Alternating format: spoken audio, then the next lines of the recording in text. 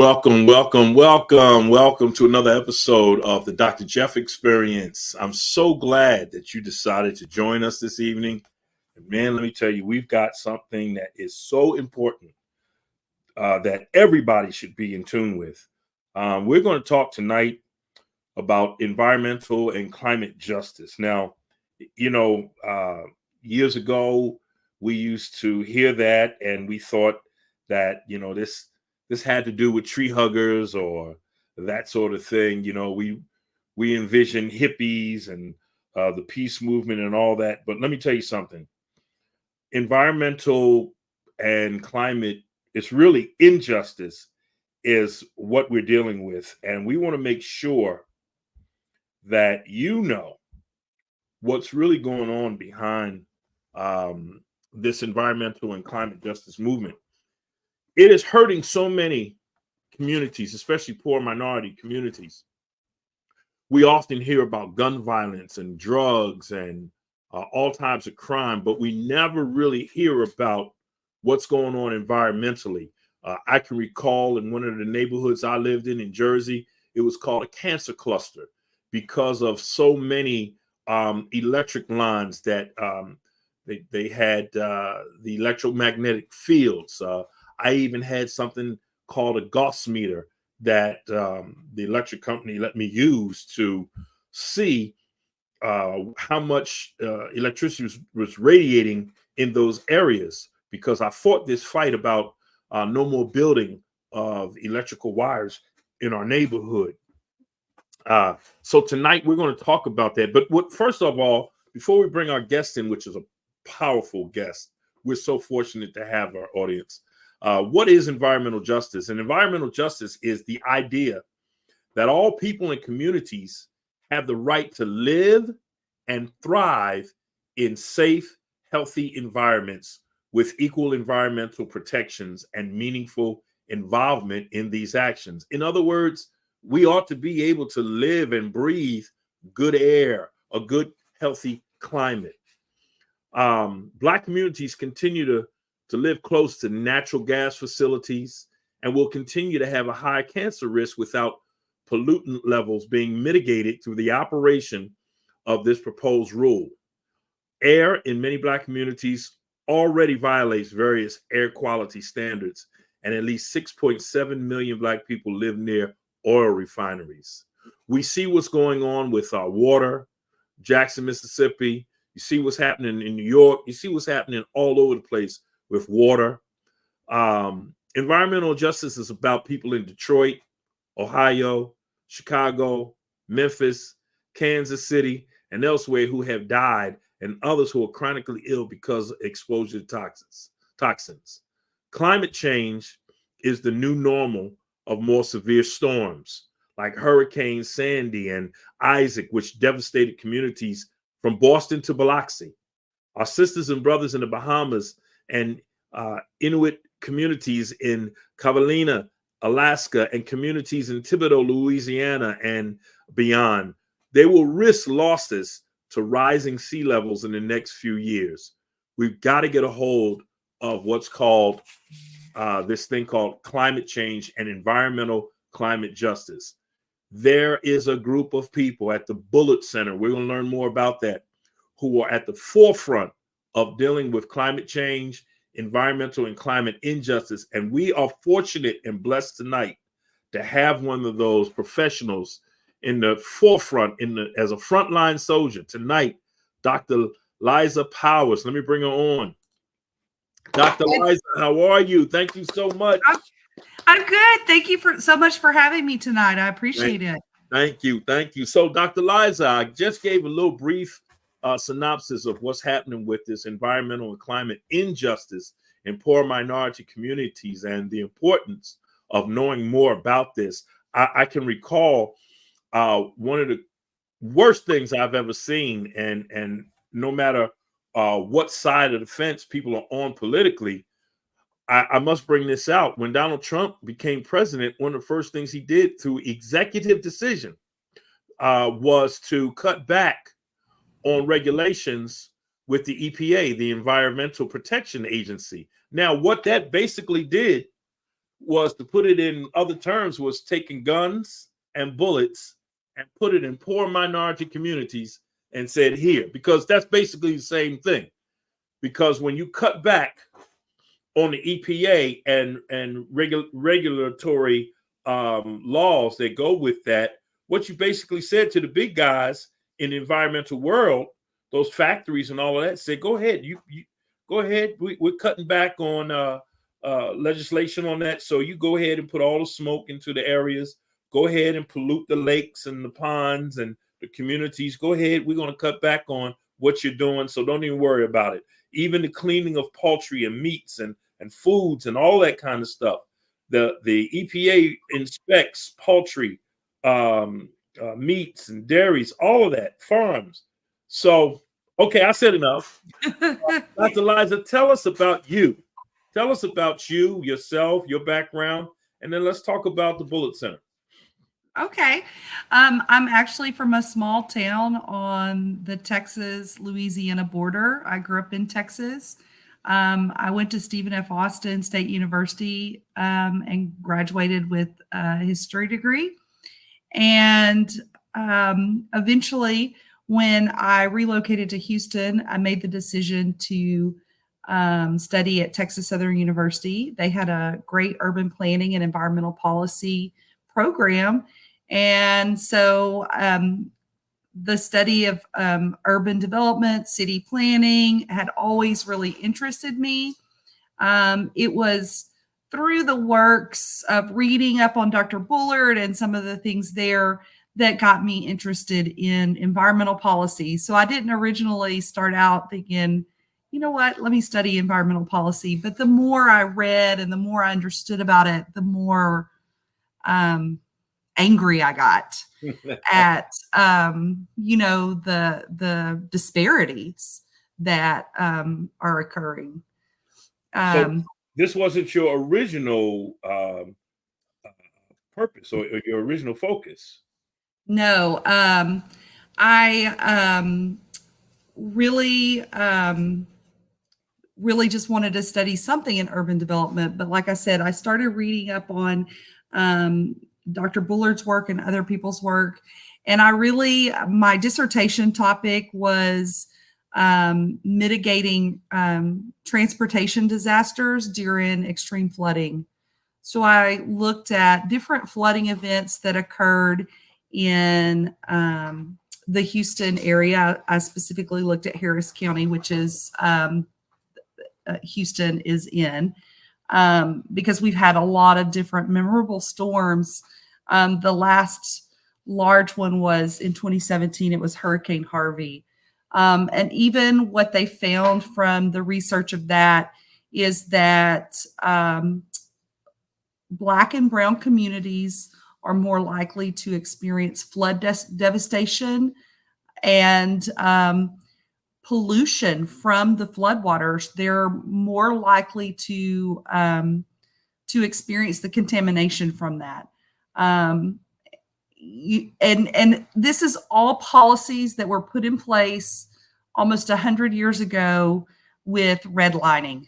And even though redlining has become illegal 50 years ago, we are still dealing with that policy and how it has impacted communities of color. Yeah, absolutely. That's unreal. So as you went further into your research, you connected to the Bullard Center. Yes. So I was hired on at the Bullard Center 2 years ago. Dr. Bullard was actually one of the people on my dissertation committee. So he got to see my writing and help kind of mentor me in that regard.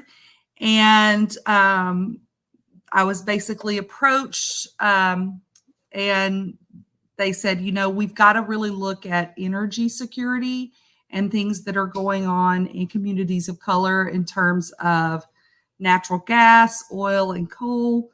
And so for the past couple of years, I've been working at the Bullard Center looking at liquefied natural gas. and its impact on communities of color. It took me to Freeport, Texas, and Plaquemines Parish, Louisiana, which is the toe of Louisiana. It's 55 miles south of New Orleans. Mhm. And so we've worked with communities all over the Gulf Coast as they kind of resist that build out. Some of them are under construction. Some of them are trying to expand. And it's happened at an alarming pace. In 2006, it was just kind of a pipe dream. Let's retrofit some of these 4 import facilities that we have. And we've more than tripled the amount of export facilities since then. And of course, any sort of policies or looks at anything are just a formality when you look at what the federal government does. President Bill Clinton actually issued an executive order while he was president, so that was in the 90s, that all federal departments were supposed to incorporate environmental justice practices in any sort of decision-making or regulatory practices that they did. Wow. Yeah, we're in 2024, and that is still not really on the forefront of these agencies' minds. Unfortunately, there wasn't any sort of funding that went with that. Now, President Biden, many of you may have heard about the Justice 40 initiative. So he issued an executive order. When you look at funding, 40% of it should go to communities that are fence line communities or communities impacted by these types of situations. So we're hoping to see some improvement. Of course, that's it's not as fast as we would want. I mean, Dr. Bullard initially started this work in the late 70s.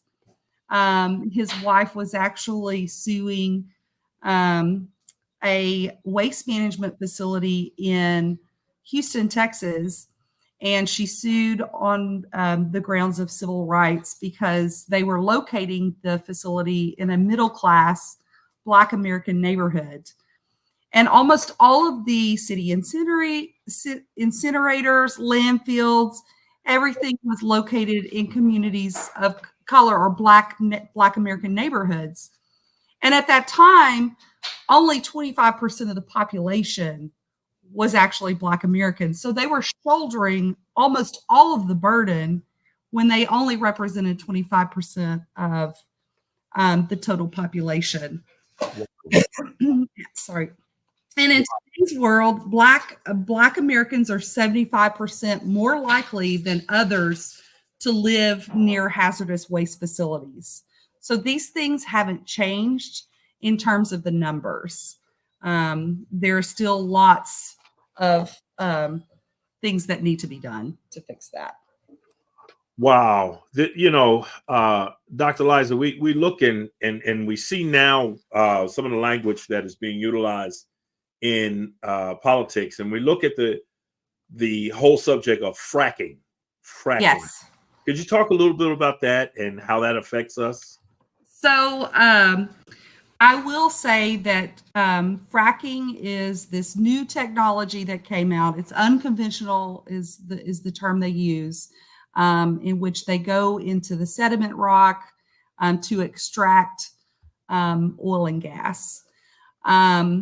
And it's not uncommon for there to be abandoned wells that are still leaking pollution. Once they're kind of done with the job, they don't do the best job cleaning up. But those geographies in which they're operating those fracking, children living close to fracking sites have 2 to 3 times a higher risk of leukemia.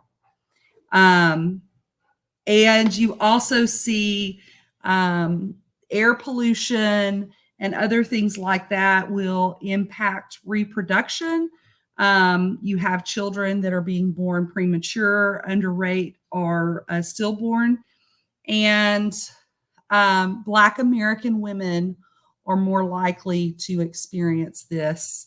They are harmed the most from this. Wow. Again, as I talked about earlier, I lived in what was known as a cancer cluster. They tried to tell us that these electric lines did not emit enough electromagnetic fields to cause this, but everybody in the neighborhood was dying of cancer. Right. So you couldn't tell us that something wasn't wrong. We knew something was wrong. Right. During humid weather, you could always hear the electric line sizzling. So you knew that something was going on in the neighborhood. We talk about disparity by design when we're talking about environmental and climate justice. And the situation didn't come by accident. No. But as a result of deliberate political choices by rich countries, as with the many present day geopolitical problems, once you start looking back in time to find the reasons why, it's not long before you arrive at European colonialism. And the wealth of European and North American economies was created in large by extracting land, resources, and manpower from countries in Africa, South America, and Asia, creating this vast economic inequality which so defines the world today. Even after formal decolonization, this extractive economic model was maintained by powerful companies whose supply chains stretch across borders, showing little respect for either local communities or the environment. One of the things that I often tell people, we are in such a rush to go get these iPhones, not knowing what's happening about where these iPhones come from and the environmental injustice that takes place with that. Right. So let's talk about the Bullard Center. Okay.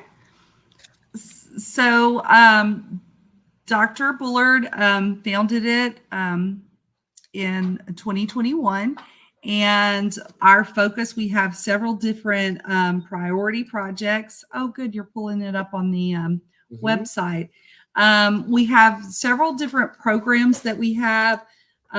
We, of course, work with the Justice 40 program.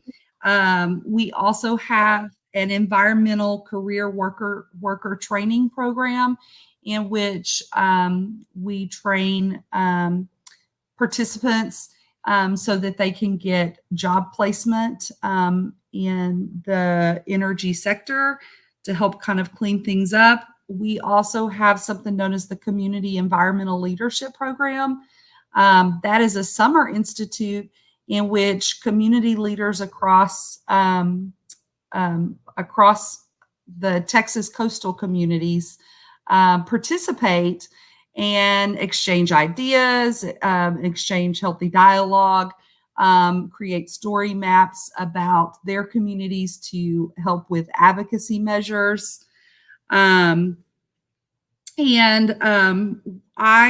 help with energy security issues and energy justice issues because they impact Black American communities so heavily.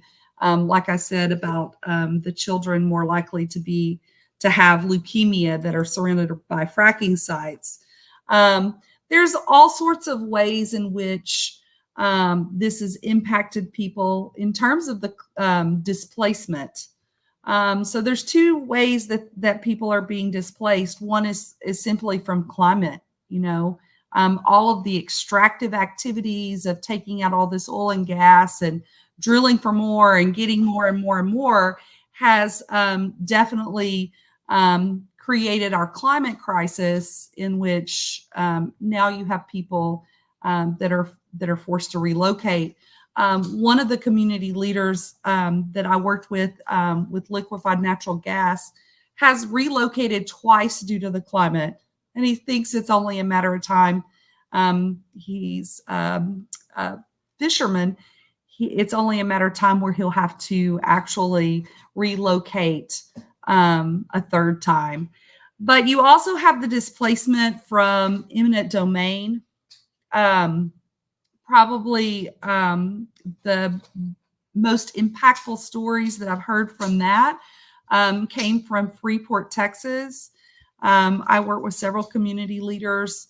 There was a redlined neighborhood. It was essentially a sundown town in the 1930s. The city passed a municipal code and required that Black Americans only live in the East End neighborhood. Wow. Yeah, so for many years they were supposed to live there. Well, that was the 1930s, right before World War II started rolling out. Dow Chemical moved in across the river from the East End community. And they talk about seeing yellow dust all on their houses. They talk about their dads coming back from working there and having the dust like in their clothing, and no one was telling them that sulfur was bad, right?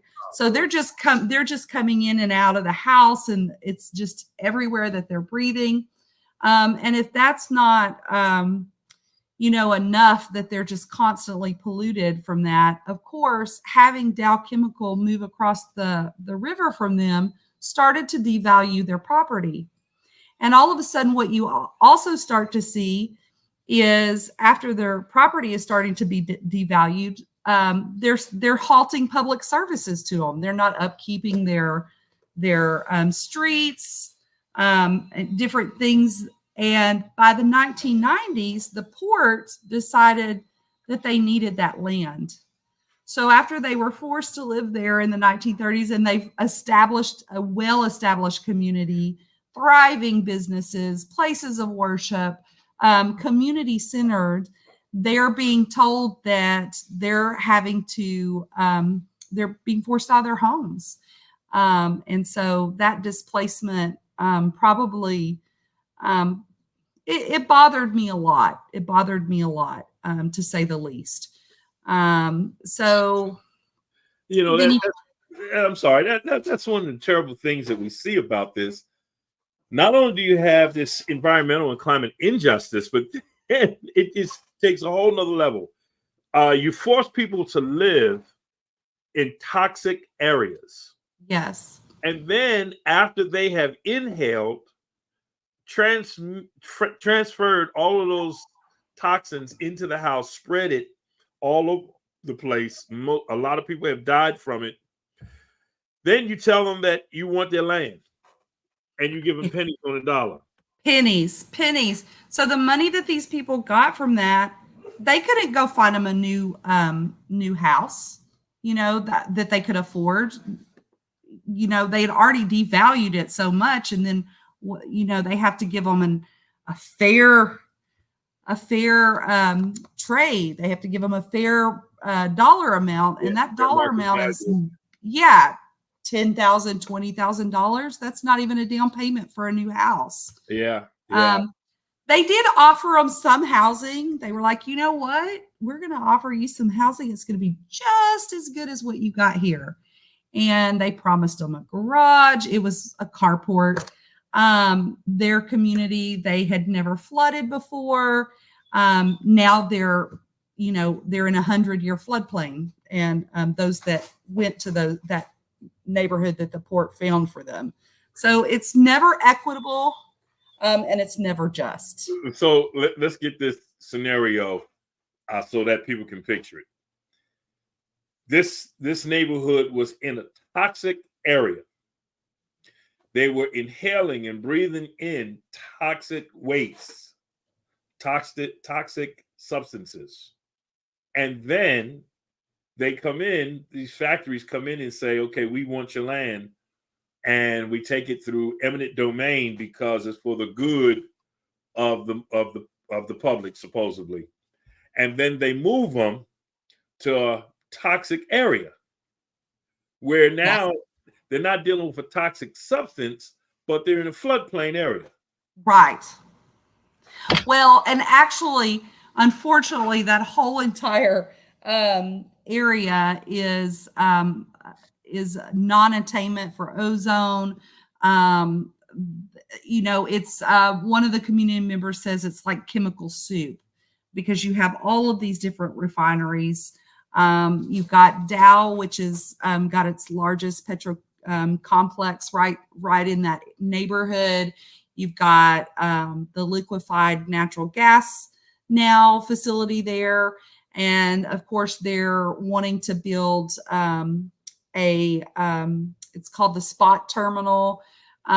So it's a classic case of being overburdened, and it's almost cookie cutter to the point where it just makes your stomach crawl, My God. because you can see it across the different communities, especially along the Gulf Coast of the U.S., which is primarily the neighborhoods that I look at. But of course, this isn't unique to the U.S. Gulf Coast. Of course, that you've got it in all pockets of neighborhoods across the country. It's just you really see the legacy of Jim Crow South when you start to look at what's going on, in some of these communities. So let me ask you, Dr. Liza, through your research and your involvement in this area, why is it that this has not hit mainstream media and it's not, for lack of a better terms, as sexy as some of the other talking points that are out there? Well, I will have to say that it has become more mainstream, and that is through the efforts of grassroots organizers. I give all of them the credit in the world. I can't even imagine what it's like to be disempowered and disenfranchised generation after generation, and then for them to they're busy. I mean, they have work, they're raising kids, they're facing, not only is this, it's almost like a it isn't like, it really is a David and Goliath story, because they're going against these industries that are, favored by the government. It's almost like they have to do the burden of proof rather than the industry. The industry just says, I'm going to promise some jobs, and those jobs aren't going to the people in that community. Look at Port Arthur, Texas. It's got one of the highest concentrations of Black Americans in Texas. It has one of the higher unemployment rates. My family worked in Port Arthur. They were part of that drive-in, drive-out community that goes, they do the work, they get the paycheck, and then they leave Port Arthur. They're not staying there. So that employment is not going to local people. In Freeport, going back to them, there was an explosion at that LNG facility in June. It was June 8th, 2022. And so, of course, months later, they come out with the report. PHMSA does a public meeting only because the community members in Freeport demanded it. And they said, oh, well, one of the main reasons this occurred was because of workers. We were short workers and there was some worker fatigue. Well, why are you getting millions of dollars of tax breaks from the local community, but you don't have enough employees to help run the facility? And this is school children. It's education. These school children are losing out. Not only are they losing out on, the funding that would help give them state-of-the-art education or, give them the potential to be the next Albert Einstein, but they're breathing in this polluted air. So some of these communities have some of the worst air toxins that they're breathing in as school children, which is also impacting their mental and physical health. My God. So Dr. Liza, this is so good.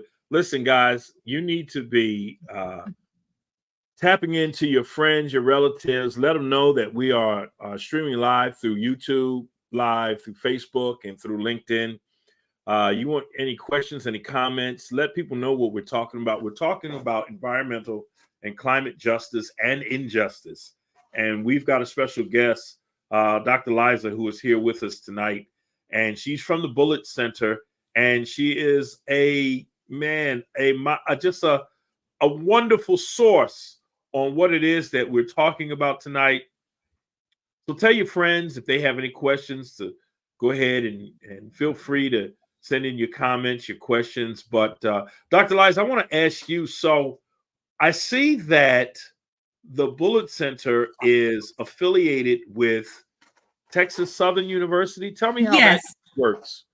Well, actually, Dr. Bullard was a professor at Texas Southern University when he helped with the Beam versus Southwestern waste management lawsuit that I mentioned earlier in the 70s. So he was a professor, he was a sociologist, and of course, that work took him elsewhere. But then he returned back to Texas Southern University to continue, his research, and he to teach future environmental leaders. And so he established the center at that university. It was very important to him that it was at an HBCU. So through that, are young people, well, everyone, open to everyone? Is this a part of the curriculum at Texas Southern? Is this a degree program? So we do have it with the both a master's and doctoral studies. Right now, there isn't an undergraduate program with the urban planning department. That is something that potentially will happen in the future. But right now, it's a master's and doctoral study program. Wow, and how's that been going? It's great. I'm one of the products of that program. So it's rigorous, and it shifted my axis. Like, I completely really reconsidered colonized thought. I taught history from the time I got my master's. I would teach at a community college part-time. And even the way I taught my students about United States history, I noticed at the early stages of my career, I taught what I read, which our textbooks are very, very colonized thinking. So that was what I appreciated most from the program, is a shift in the narrative, or a shift in thought, and very appreciative of the lessons that I learned in that space to do so at So Texas Southern. thank you so much. And Dr. Liza, so let me ask you, as you continue on in this fight for environmental justice and climate justice, what do you see, or what is it that you can tell our audience, the things that we can do? I know something as small as when I moved here to Georgia, I'm a small town farmer. Mhm. I have fruit trees and plants and vegetables, all that sort of stuff. And one of the things that I learned to do was to have my soil tested.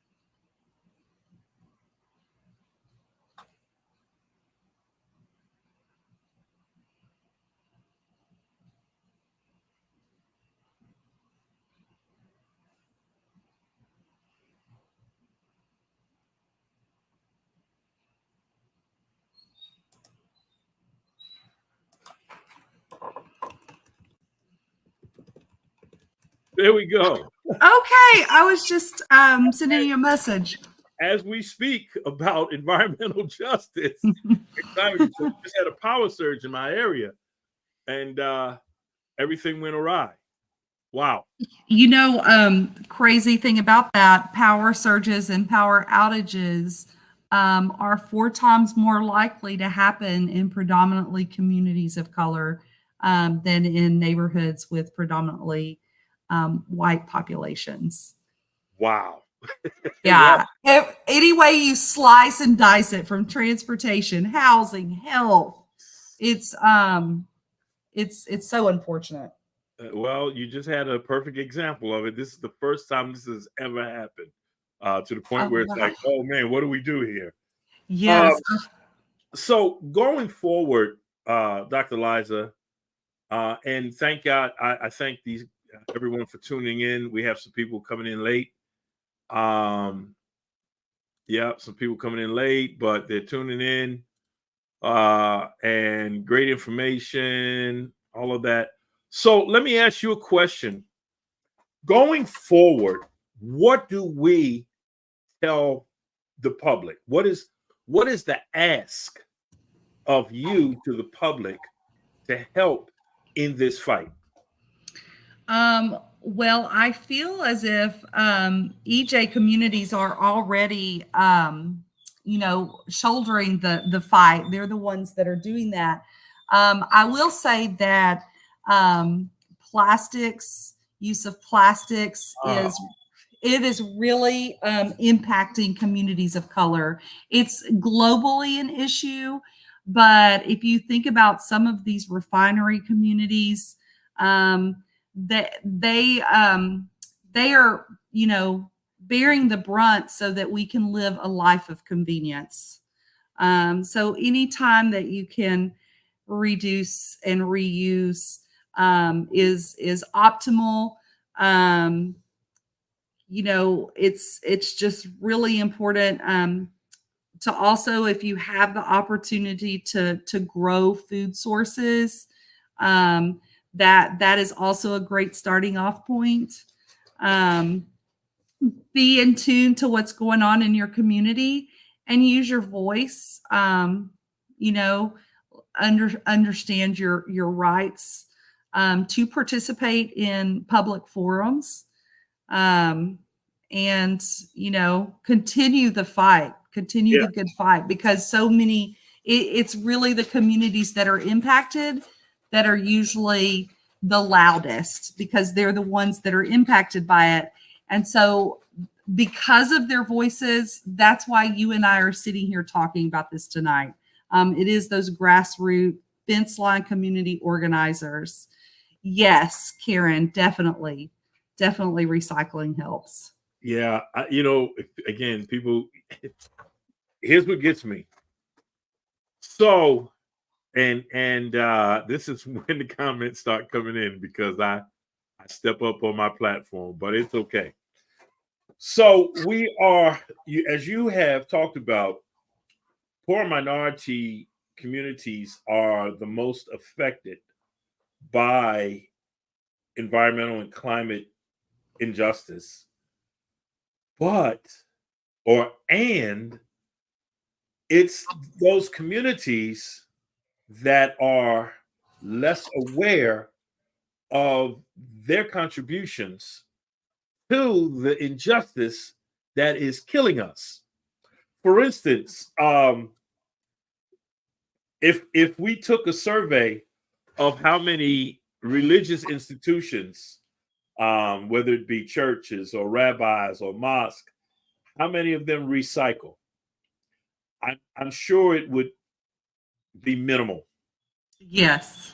And does, because there's an argument that a lot of people, I always get into this conversation, I'm not going to say argument, about, well, I don't think recycling actually works, because all they do is throw it in the trash anyway. Does recycling help?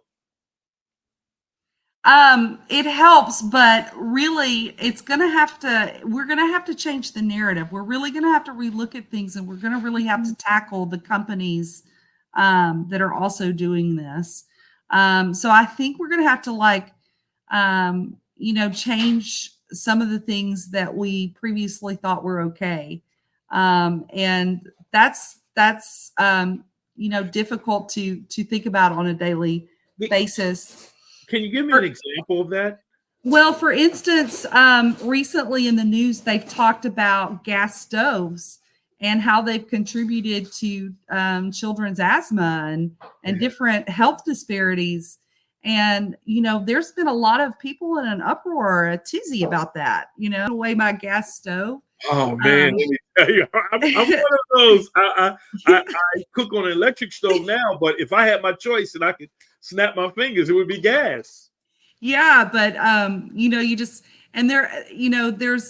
there's this need to evolve. We need to really think about things from a just transition of energy to clean energy. Back in the day, we were using kerosene lamps, and we've evolved from that, and we've sort of been told this narrative that we've moved away from coal, so we're okay now. Like this is natural gas is clean energy, but it's in fact not. So it's really important to look at the policies that are in place now and really ask yourselves those hard-hitting questions. Are they really how are they impacting the communities where the production and extraction are taking place? Yeah. And you get distracted by a lot of white noise because those industries have a lot of money in their pocketbooks because they aren't having to pay taxes like we are. I'm sorry. Yeah. Yeah.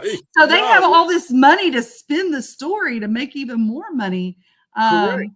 And so they've touted it as this clean energy where, everything's sunshine and rainbows. And it's essentially methane, and methane traps in the atmosphere is itself a problem for our climate, and it's a problem for our respiratory and cardiovascular health. It contributes to so many problems. What are some of the things that contribute to methane gas?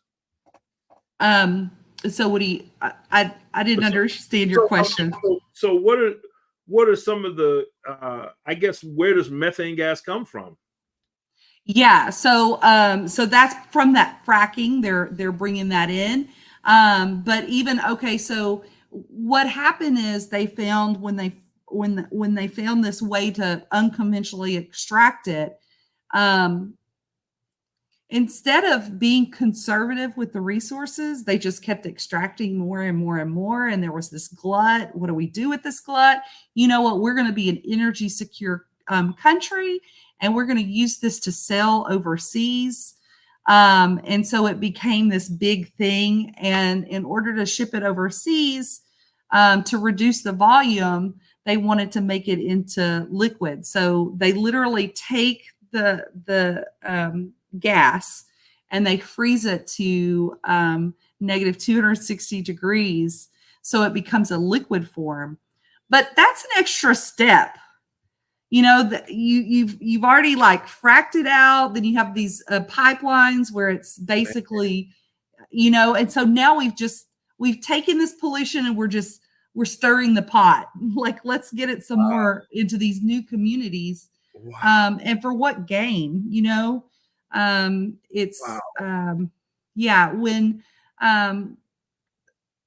when people are saying, what, we need to transition to clean energy, there's fossil fuel industries have said, what we need to do? We just need to worry about the carbon dioxide in the atmosphere. We just need to capture it and just clean up a bit. So now they've got this plan that's being touted as the answer. This is the answer to all our problems. We'll just take this, and so we're putting it into pipelines. But there was a town in Mississippi that experienced a leak from this type. So it was they were in Mississippi, and they're essentially living their day one day, and it basically their cars seize up. Because there's not enough oxygen in the air. Like, these first responders can't even come and help these people that are breathing in all this carbon dioxide because it had spewed or leaked from the pipeline. Serious. So they can't even. I'll see if I can find that and send that in a link to you. But that if that's the potential, like. We're just creating more and more problems, not solutions, to this issue. So yeah, just what you were talking about. I saw that, and I saw how they were going to capture this, and that kind of piggybacked on certain farming techniques that I was looking at, where they're talking about no-till and not adding too much CO2 to the atmosphere. Right.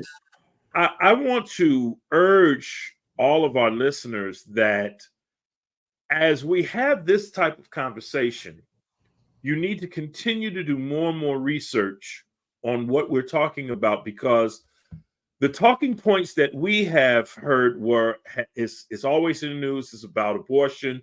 And I'm not minimizing these things, but it's about abortion. It's about whether the two presidential candidates have enough cognitive sense to even become the president. And we get inundated with this. We get inundated about racial disparities. We get inundated with all these things, but we don't talk about the very thing that is killing us day by day by day. And I think it's incumbent upon all of us to take a look at, from the local level all the way up to the federal level, those who are in office, those who are running for office, to see what their plans are for environmental and climate justice. What do they even know about it? What are their plans about it? Are they educating themselves about it? Do they know anything about the Bullard Center and all that that takes place at your location? We've got to start asking these questions. And I think that what you're doing at the Bullard Center and Texas Southern University is tremendous. I'm going to try to pull up that link and try to share it. Yeah, and while you're doing that, I wanted to kind of piggyback on what you said there. So we in Texas have all of our agencies every 5 years have to have what is known as a sunset review. Are they doing a good job? What's going on? So a couple of years ago, our environmental agency, which is known as TCEQ, Texas Commission for Environmental Quality, a lot of people went to Austin to that meeting. There was a neighborhood, it's a historically Black American neighborhood, 5th Ward, Houston went. They are a cancer cluster thanks to Southern Pacific and other rail yard operations. They're asking these questions about what do you incorporate in with environmental justice. And the head of TCEQ himself said, "What is environmental justice?" And that's the problem. Wow. Why is the burden of introducing all of these on the people? Why are you the head of an environmental agency for the state of Texas not knowing what, these are the battles. The head of the environmental agency did not know. Yes. What environmental justice was. Mm-hmm. Yes. Wow. Let me share this, because this article is exactly what we're talking about. Ladies and gentlemen, you got to see this. So let me make sure I am pronouncing this right. It says, how do you say that? A town in Mississippi. That's how I pronounce it. A town in Mississippi. That is how I pronounce it. February 22nd, 2020. A clear Saturday after weeks of rain, Damaris the Braves Burns, his brother and cousin, decided to go fishing. They were heading home in a red Cadillac when they heard a boom and saw a big white cloud shooting into the evening sky. Burns' first thought was a pipeline explosion. He didn't know what was filling the air, but he called his mom to warn her to get inside. They gathered the grandchildren and great grandchildren, watching from the big bedroom, from their back bedroom. They didn't come, Brown says. 10 minutes, I knew they would have been there in 5 minutes, but they didn't come. Talking about paramedics. Little did she know her sons and nephew were just down the road in their car, unconscious, victims of a mass poisoning from a carbon dioxide pipeline rupture. As the carbon dioxide moved through the rural community, more than 200 people evacuated and at least 45 people were hospitalized. Cars stopped working, hobbling emergency response. People lay on the ground, shaking and unable to breathe. First responders didn't know what was going on. It looked like you were going through the zombie apocalypse, says the emergency director of Yazoo County. Now, 3 years after CO2 poisoning from the pipeline break, some in Satartia see the incident as a warning at a critical moment for the United States climate policy. The country is looking at a dramatic expansion of its carbon dioxide pipeline networks, thanks in part to billions of dollars of incentives in last year's climate legislation. Listen, can you imagine? Can you imagine? We've historically been a country that is very reactive. We are not very proactive. I mean, you think back into the early 1900s. I think it was like 1911. There was a workplace disaster in New York City. It was the Triangle Shirtwaist Factory, and all the doors were blocked. The ladders didn't go down to the ground. So when they were on the top floor when it, basically catches on fire, the doors, they had to open them and they, fire exits are supposed to push out, right? So you can easily get out.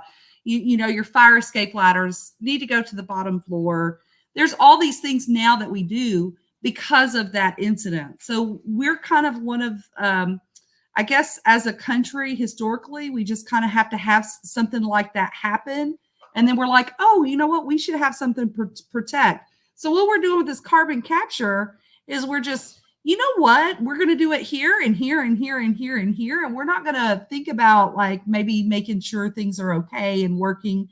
We'll have to have a few more of those Mississippi disasters before, alarm bells ring. That's just crazy to hear. I'm so glad that the Bullard Center is dealing with these priority projects: study of systemic racism on health and climate, Justice 40, White House Environmental Justice Advisory Council support, technical support project, the Bullard Center for Environmental Justice startup. These are just a few of what you guys are doing.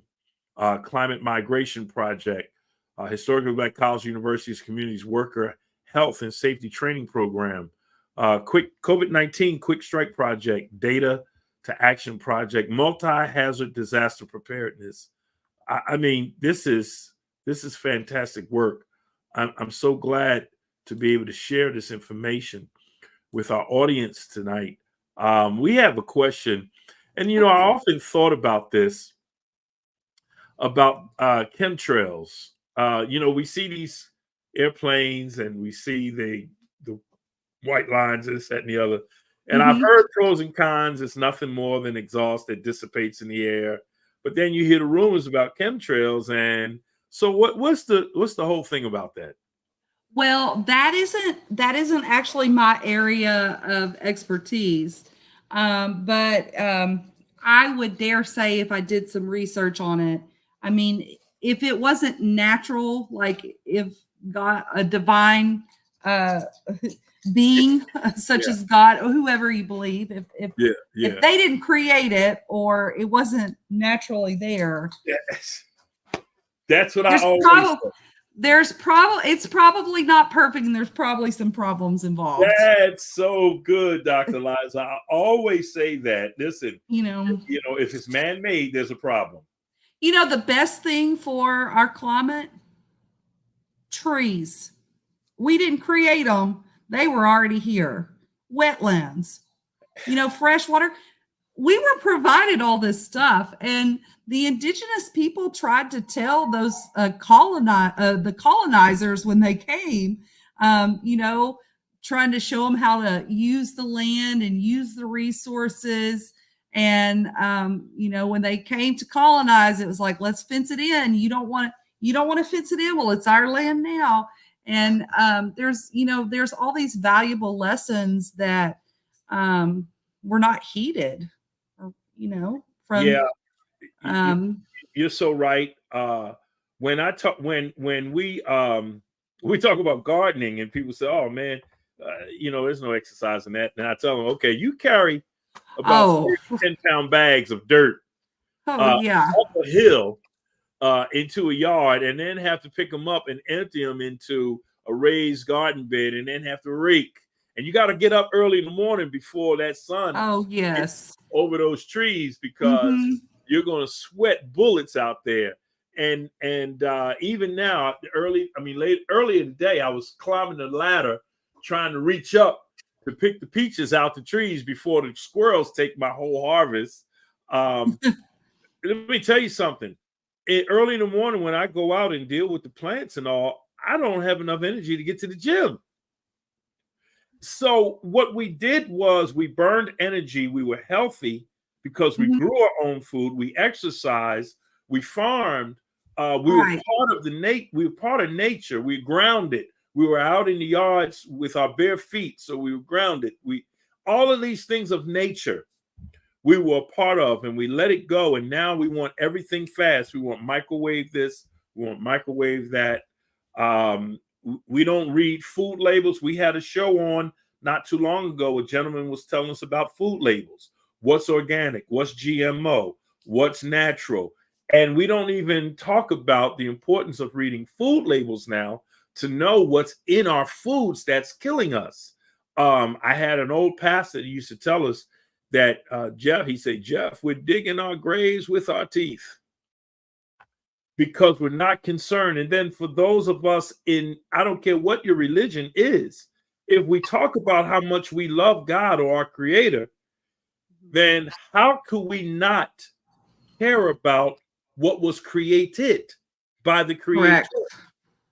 Correct. So we got to get back to the basics. We got to get back to educating and re-educating ourselves. But the more we know, the more we have to teach. Right. And this is why we do what we do here, the Dr. Jeff Experience. This is why you do what you do at the Bullard Center. And I am so glad that you have been led down this path so that you can continue in your studies to educate the public about the importance of knowing what's in our ground, what's in our air. Before we leave, my God, this time went so fast. So I know. I can't believe it. Just give me some talking points about something you want to get over to our audience before you leave. Well, I'd love for you guys to learn more about our research. If you head over to the Bullard Center, there's a new report that we released last month. It's called Liquefying the Gulf Coast. We partnered with Dr. Robin Saha from the University of Montana. He's the lead author on the report, and of course, Dr. Bullard. And I also helped with that research and writing. So I'd love for you guys to check it out. Someone's teasing me about my squirrels. They know my fight with those squirrels.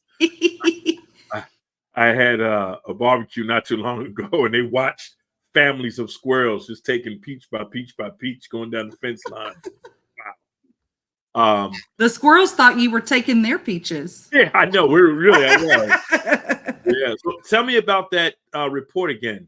So it's called Liquefying the Gulf Coast. You can find it on the Bullard Center website. It looks at how liquefied natural gas is impacting communities of color. What's it called? Liquefying the Gulf Coast? Liquefying the Gulf Coast. Okay. We assess, we do a cumulative impact assessment. So we look at how it impacts people's health, how it impacts the climate, We basically do assessments that the federal government should do every time they're deciding whether or not a facility should be opened. The federal government has not denied. They keep rubber stamping and approving these projects, and it is at the expense of a lot of people's health along the Gulf Coast. We're essentially, and they're going into communities already overburdened. It's like these communities are the sacrificial lamb. They're sacrifice zones. Wow. And this LNG is not even staying here. It's going elsewhere. And guess what? Americans are paying more on their energy bill as a result, because now we're paying that competitive rate, which is higher because of it's the Europeans and the Asian, all are now using our energy source, and we're paying for that on our bills. Wow. And whether we want to believe it or not, global warming is real. Yes. Here in Atlanta, we reached 90 and 95 for the first time this early than any time even recorded. Places all around your tsunamis and floods and hurricanes and forest fires. I mean, the evidence is there.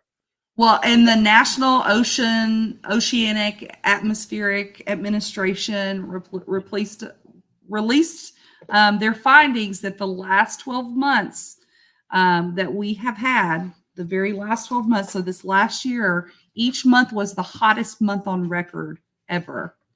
And last year was the hottest year on record. And we're going to have to do something because people are dying from extreme heat. Absolutely. You also have all this new, you've got droughts to worry with. You also have to worry about, we've experienced some extreme cold situations. We had a winter storm Uri, which is very unfathomable for Houston.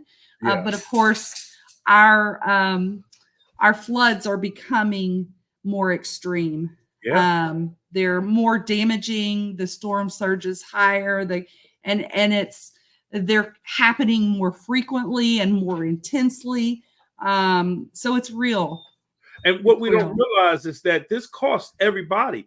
I was just saw something today before we get out of here.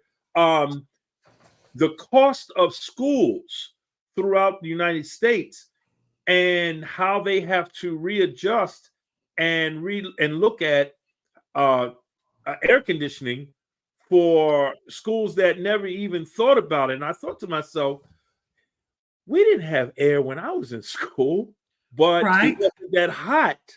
Right. By this time, we were out of school before it got that hot. And so you think about some of these schools in some of these areas, these urban areas, they don't have air conditioning, and it's 90 some degrees. And then you can't drink the water because the water is polluted. Yes. So these are the things we got to think about. Listen, I want to urge all of you who are part of churches, synagogues, mosques, those of you who are part of fraternities and sororities and civic organizations, be mindful about environmental and climate justice and injustice. Get involved with local politics. If for nothing else, just ask the question, what is your stance on environmental justice? What are you doing to make sure that we have a safe environment? What are you doing to make sure that we have safe air, safe water, safe ground? 3 essential things that we just need to have because it's essential to life. Clean water, clean air, clean ground.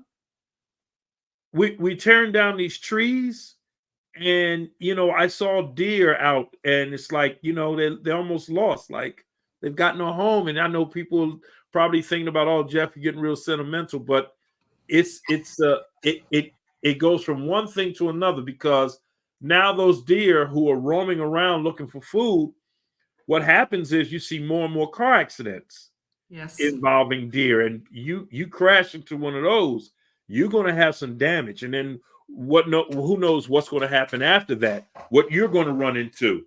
All kinds of things that taking place, especially when you tear down trees. We're tearing down trees, and guess what? It's tearing up our oxygen. It's depleting us from oxygen.